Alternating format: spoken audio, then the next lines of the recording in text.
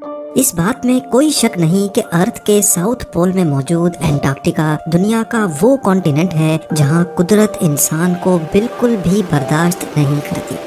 یہ دنیا کا سب سے ٹھنڈا، سب سے دور، سب سے ویران اور سب سے خشک ترین کانٹیننٹ ہے، لیکن ان سب مشکلات کے بعد بھی یہاں پچھلی کئی صدیوں سے انسان واقعی میں رہتے ہیں۔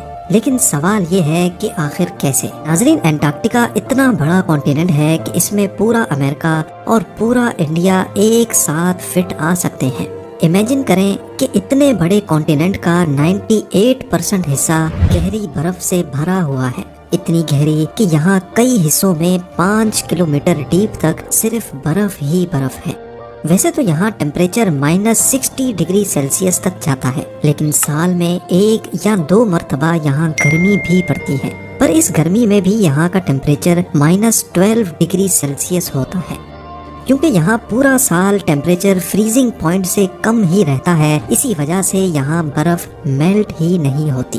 ہر سال انٹارکٹیکا میں 2 انچ ایڈیشنل برف پڑتی ہے۔ ویسے تو یہ فگر بہت کم ہے، لیکن پچھلے کروڑوں سالوں سے 2 انچ کر کے یہاں برف کی لیئرز بڑھتی ہی چلی جا رہی ہیں۔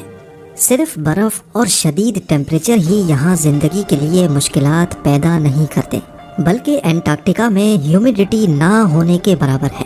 نارملی ہمارے پاس ہوا میں 40% سے لے کر 80% واٹر ویپرز ہوتے ہیں، جو انسانی صحت کے ساتھ ساتھ ایکو سسٹم کے لیے بھی بہت فائدے مند ہوتے ہیں۔ لیکن انٹارکٹیکا میں ہیومیڈیٹی لیول صرف اور صرف 0.03% ہی ہے۔ یہی وجہ ہے کہ انٹارکٹیکا میں اسکن ڈیزیز اور باڈی کا ڈی ہائیڈریٹ ہونا بہت ہی کامن ہے۔ اس کے ساتھ ساتھ ساؤتھ پول سی لیول سے 9800 فٹ کی ایلیویشن پہ ہے۔ یہ اتنا ڈیڈلی تو نہیں ہے، لیکن زیادہ تر لوگوں کے لیے یہ ایلیویشن ان کی مشکلات میں اضافہ کر دیتی ہے۔ کل ملا کر بات یہ ہے کہ انٹارکٹیکا انسان تو دور کی بات بلکہ کسی بھی جاندار کے لیے بنایا ہی نہیں گیا، لیکن پھر بھی انسان یہاں موجود ہیں۔ اس کی صرف ایک ہی وجہ ہے اور وہ ہے ریسرچ۔ جس طرح اسپیس بھی انسان کے لیے نہیں بنائی گئی، لیکن پھر بھی وہاں ISS میں انسان ریسرچ پرپس کے لیے رہتے ہیں، اسی طرح انٹارکٹیکا میں بھی سائنٹسٹ کو ریسرچ کے لیے بھیجا جاتا ہے۔ یہ ہے یہاں کا ایمنڈسن اسکاٹ ساؤتھ پول اسٹیشن۔ یہ ایک امریکن بیس ہے جہاں پر گرمیوں میں 150 اور سردیوں میں ٹوٹل 45 سائنٹسٹ اور اسٹاف رہتے ہیں۔ یہاں تک ان کو پہنچانے کا صرف ایک ہی ذریعہ ہے اور وہ ہے بائی پلین۔ انٹارکٹیکا میں کوئی پراپر ایئرپورٹ یا رن وے موجود نہیں ہے اور نہ ہی گہری برف کی وجہ سے بن سکتا ہے۔ یہاں رن وے کنکریٹ یا تارکول سے نہیں بلکہ ایسی چیز سے بنائے جاتے ہیں جو یہاں سب سے زیادہ پائی جاتی ہے، برف۔ جی ہاں، برف پر رولر چلا کر اس کو سخت کیا جاتا ہے جس پر جہاز لینڈ کر سکتے ہیں۔ انٹارکٹیکا میں لینڈ کرنے کے لیے بھی پائلٹس کی پہلے اسپیشل ٹریننگ کی جاتی ہے، کیونکہ یہ عام رن وے نہیں بلکہ بہت ہی سلپری ہوتے ہیں۔ کارگو پلین کے کیسز میں تو جہاز کے لینڈنگ گیئر کی جگہ ایک اسپیشل اسکی لینڈنگ گیئر لگا ہوتا ہے، کیونکہ کارگو پلین کا وزن بہت زیادہ ہوتا ہے اور اگر اس کے لینڈنگ گیئر میں ٹائر لگے ہوں گے تو وہ لینڈنگ کے وقت برف کے اندر دھس بھی سکتے ہیں۔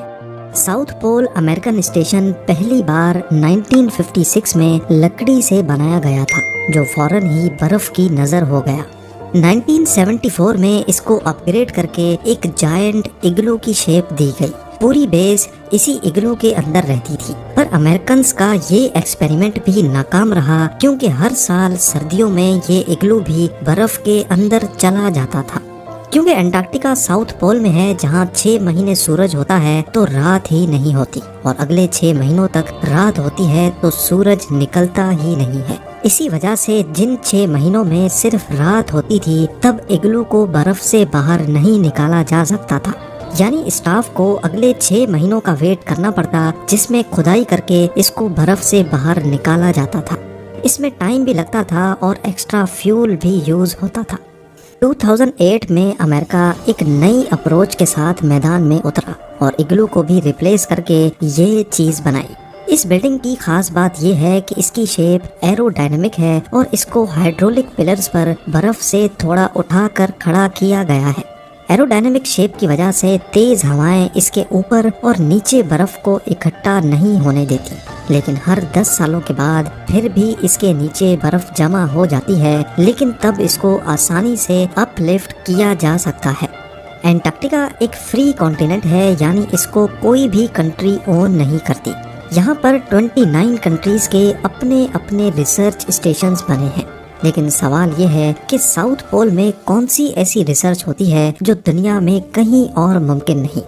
یہاں زیادہ تر اسپیس ریلیٹڈ اور ایسٹرونومیکل ریسرچ ہوتی ہے۔ اصل میں نارملی ہوا میں موجود ویپرز آسمان کو دھندلا کر دیتے ہیں، اور اگر ہم ٹراپیکل ایٹماسفیئر میں ٹیلیسکوپ لگائیں گے تو زیادہ دور تک نہیں دیکھ سکتے۔ ساؤتھ پول میں ہیومیڈیٹی نہ ہونے کی وجہ سے آسمان بہت کلیئر نظر آتا ہے، اور ٹیلیسکوپس اسپیس میں لاکھوں لائٹ ایئرز دور تک بھی آسانی سے دیکھ سکتے ہیں۔ یہ ہے بلیک ہول کی فوٹو جس کو 2019 میں پہلی بار کیپچر کیا گیا تھا۔ اس فوٹوگراف کو کیپچر کرنے میں بھی ساؤتھ پول میں لگے ٹیلیسکوپس کا سب سے بڑا ہاتھ تھا۔ ایسٹرونومی کے علاوہ یہاں آئس کورس پر بھی ریسرچ کی جاتی ہے۔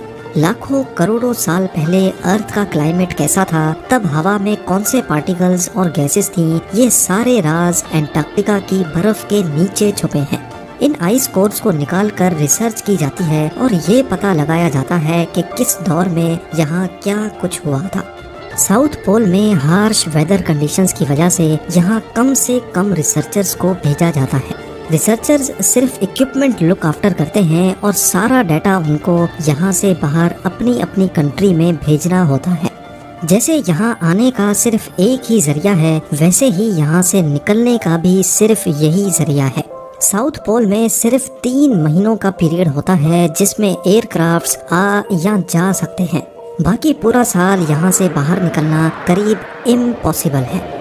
انٹارکٹیکا سے بھی دور ہیومینٹی اگر کہیں اور ہے تو وہ ہے انٹرنیشنل اسپیس اسٹیشن میں، لیکن یہاں موجود ایسٹروناٹس کو بھی اگر اسپیس سے ایویکویٹ کرنا ہو تو وہ کسی بھی وقت اپنے آپ کو اوشن میں لینڈ کروا سکتے ہیں، لیکن ایویکویشن کا آپشن انٹارکٹیکا پر اپلائی ہی نہیں ہوتا۔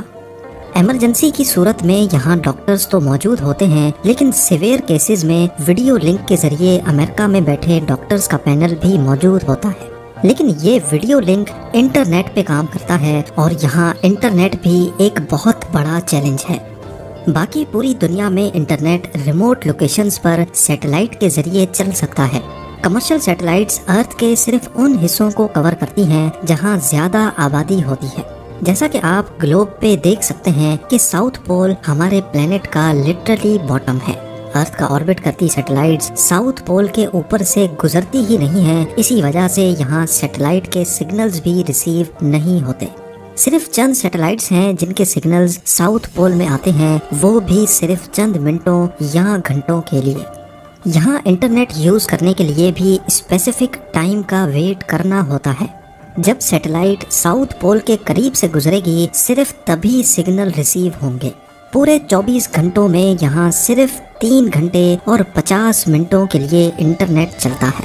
اسی ٹائم فریم میں سائنٹیفک ڈیٹا بھی ٹرانسمٹ کیا جاتا ہے اور ریسرچرز اپنی فیملی سے کنیکٹ ہو پاتے ہیں۔ اس کے علاوہ ساؤتھ پول میں ویسٹ مینجمنٹ بھی ایک بہت بڑا ایشو ہے۔ انٹرنیشنل لاء کے مطابق اس کانٹیننٹ کو پالیوشن اور ویسٹ فری رکھنا سب کی ذمہ داری ہے، کیونکہ اگر یہاں تھوڑی سی بھی پالیوشن ہوئی تو وہ سائنٹیفک ریسرچ کو اثر انداز کر سکتی ہے۔ اس کا مطلب ہے کہ یہاں جو چیز بھی آئے گی اس کو الٹیمیٹلی واپس بھی جانا ہے۔ یہاں اسٹیشنز کا ویسٹ پورے سال اکٹھا کر کے اس کو کوسٹ پہ موجود میک مردو اسٹیشن پہ ٹرانسفر کیا جاتا ہے، جہاں اس ویسٹ کو پروسیس کر کے سال میں صرف ایک بار آنے والی شپ پر واپس US روانہ کر دیا جاتا ہے۔ ونٹر سیزن میں ساؤتھ پول اسٹیشن پہ صرف 45 لوگ ہوتے ہیں۔ ان لوگوں کو بڑی احتیاط سے جانچ پڑتال کر کے اس مشن کے لیے سلیکٹ کیا جاتا ہے، کیونکہ یہ وہ پیریڈ ہوتا ہے جس میں اگر کوئی ناگہانی ہو گئی تو ان کا یہاں سے نکلنا یا باہر کی دنیا کا ان کو ریسکیو کرنا ناممکن ہوتا ہے۔ یہ کریو ہر طرح کی سچویشن سے نمٹنے کے لیے فٹ ہوتا ہے۔ اس پیریڈ میں 6 مہینوں تک صرف رات ہوتی ہے۔ اینزائٹی، ڈپریشن اور ہوم سکنس کے اٹیکس بہت کامنلی پائے جاتے ہیں، اور اس مشکل گھڑی میں یہاں کمیونیکیشن بھی نہ ہونے کے برابر ہوتی ہے۔ पूरे 6 महीनों तक इंतहाई लिमिटेड रिसोर्सेज पे गुजारा करना इस क्रू का एक ऐसा कारनामा और सेक्रीफाइस है जिसको एक छोटी सी वीडियो में एक्सप्लेन करना मेरे लिए बहुत ही मुश्किल है।